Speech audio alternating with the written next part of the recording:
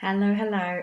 Quick message about being aware of some of the triggers for your grief. Now, this is an interesting one. It's a tricksy one that very often when we have missing come up around a person who's died, it can happen at a particular time. And what I see in a lot of people, I mean, it happens all sorts of times, but different people will have different triggers.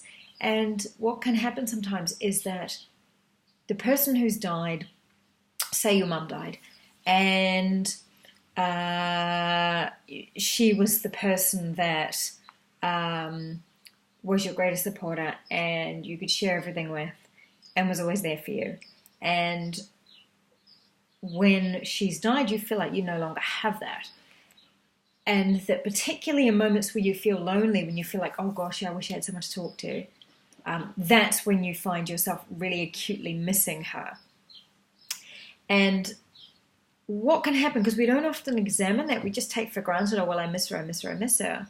And I was working with someone who was acknowledging that she had a lot of feelings like that around her father, but what would come up, because she's single, and what would come up is, and she was able to kind of admit this to herself, that, you know, something would happen or something stressful would happen, and she would think, oh God, I've got no one to share this with, if only Dad was here, and then, you know, oh God, I miss Dad so much, he's not here.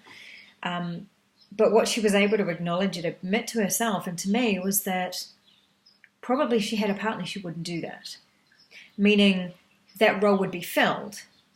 So her mind wouldn't automatically go to the person who used to do that for her. If she had someone who was there for her and was her supporter and she could share stuff with when she was stressed out, it wouldn't automatically go down that path of thinking about her dad and her grief. Because what that is it's not necessarily that it's grief, it's that a trigger has come up. She's in a point where she thinks, oh, I need this, and then I don't have it, which then goes to, oh, who's the person who used to, oh, let me think about them.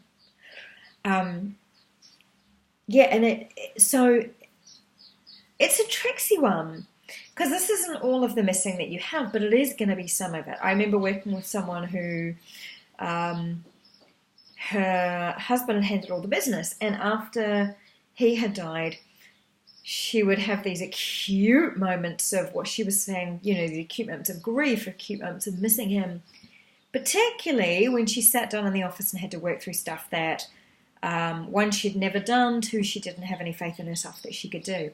And it also becomes a little bit of a distraction thing as well. So instead of having to go, crap, okay, I need to work this out. What am I going to do to work this out? You go off on a tangent of, oh, I can't do anything to work it out, and oh, my husband would love this, and oh, I really, really miss him, instead of having to deal with the problem in front of you. So what happens is the grief becomes kind of caught up in an area where maybe we feel alone or we feel like we can't do it ourselves. In fact, that's often what it is. This person used to either A, love me more than I can myself, you know, B, take care of finances or something like that, and I don't feel I can do it. C, give me advice about things that I'm not sure about deciding on myself.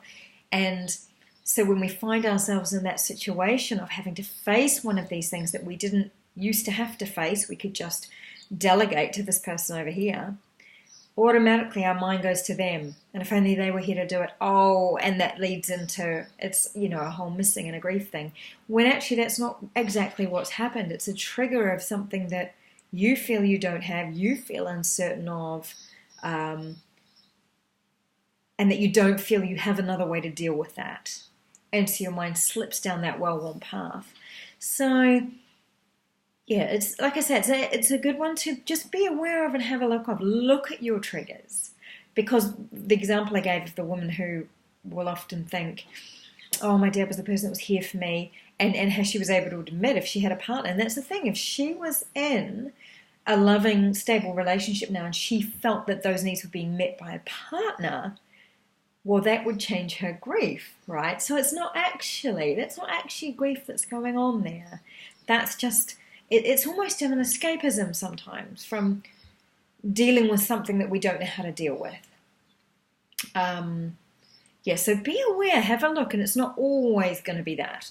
But there are going to be some times when it might be that you used to speak to this person at the end of the day and now you feel like you don't have anybody to speak to at the end of the day, or you don't have any way to wind down at the end of the day.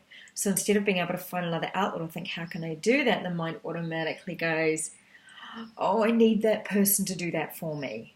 I don't have another way to get that need met. I need that person, and down the grief path there. So just be aware of that, and just question.